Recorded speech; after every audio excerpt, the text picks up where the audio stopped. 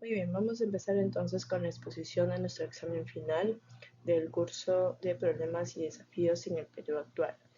Yo soy Ceci Janet Bruno Velasco.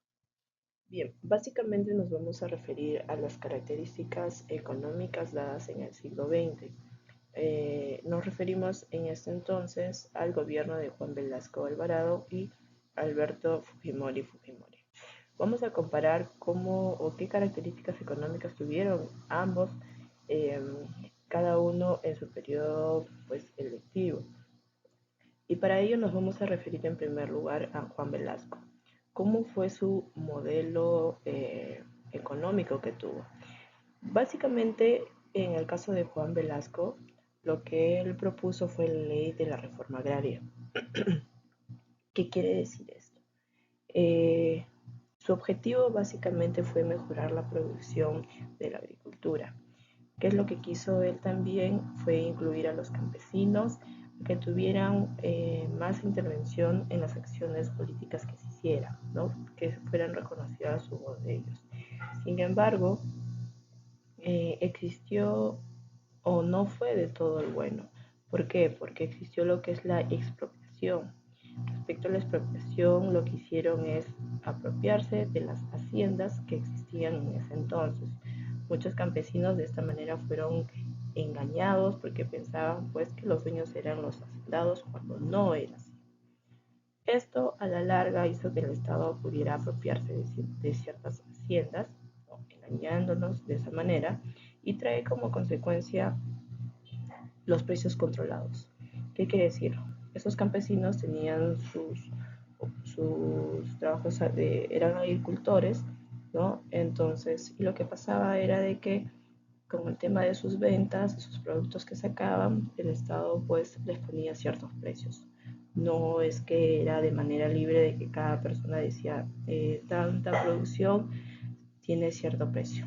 Es por esa misma razón que se les pagaba un precio muy bajo por su productividad. Así como indica Carlos Boloña en políticas arancelarias en el Perú, existieron ciertas restricciones con el tema de los alimentos. Para que de repente puedan conseguir algún producto tenían que esperar cierto tiempo, ¿no? Y así sucesivamente. Esto de alguna u otra manera el Perú se vuelve un poco más dependiente de los alimentos que tenían, ¿no? Habían esas restricciones. Tiempo después entra el gobierno de Alberto Fujimori Fujimori, en el que él recibe la economía del país de la manera más baja posible. ¿Qué quiere decir esto? Él propone lo que es el modelo neoliberal en los años 90. ¿Y a qué se refiere esto? Básicamente lo que ya les comenté, él recibe el Perú con una economía totalmente deficiente. Entonces, se vio en la obligación de enfrentar todo esto de una manera en la que el Perú pueda retomar su economía. Entonces, con el neoliberalismo empieza a tener un modelo tanto político y económico eh, con una mínima intervención del Estado. Para ello empieza a existir la economía abierta y esto se trata de las privatizaciones. Gracias a él, hoy en día podemos ver lo que es tanto en el tema de salud, educación, las privatizaciones, ¿no? Entonces, empiezan ya a separarse un poco del tema de solo englobarse al tema del Estado, sino a privatizarse algunos campos, como por ejemplo en el tema de salud y educación, y muchos otros más. Muy aparte de ello, cuando hace su viaje a Estados Unidos, allá en Washington le proponen de que pueda acceder a las inversiones extranjeras y de esta manera poder resurgir la economía.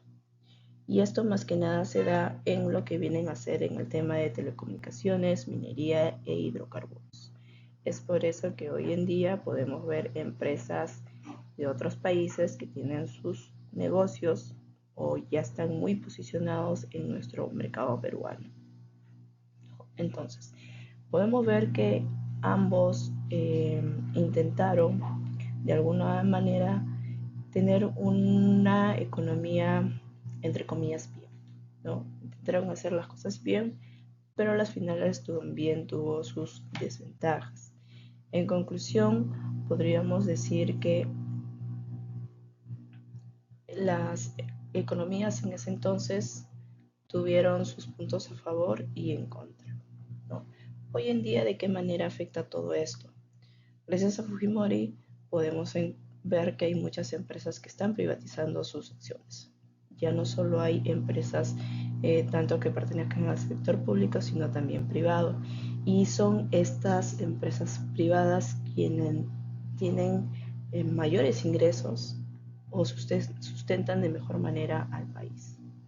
En el caso de Juan Velasco, su reforma agraria, el hecho de querer incluir al hombre campesino en las actividades del Estado peruano estuvo muy bien, tuvo una buena idea, pero debido a los asesores que tuvo, pues se le fue un poco de las manos hasta llegar al punto de que estas personas ya no creían en lo que él proponía, ¿no? Entonces fue algo deficiente también.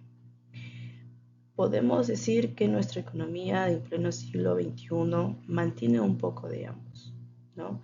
Si bien es cierto, seguimos teniendo más inversiones extranjeras que lo que mueve el país. Hoy en día ya se empieza más a exportar que importar, ¿no? Muy diferente a como sucedió en Juan Velasco. En Juan Velasco mayormente existía lo que era la importación. Los productos pues no se, no se podían abastecer. Entonces, podemos decir precisamente ello, ¿no? De que cada uno tuvo sus ventajas y desventajas que en algún momento sí sirvieron para mejorar la economía del país, pero también tuvo sus deficiencias.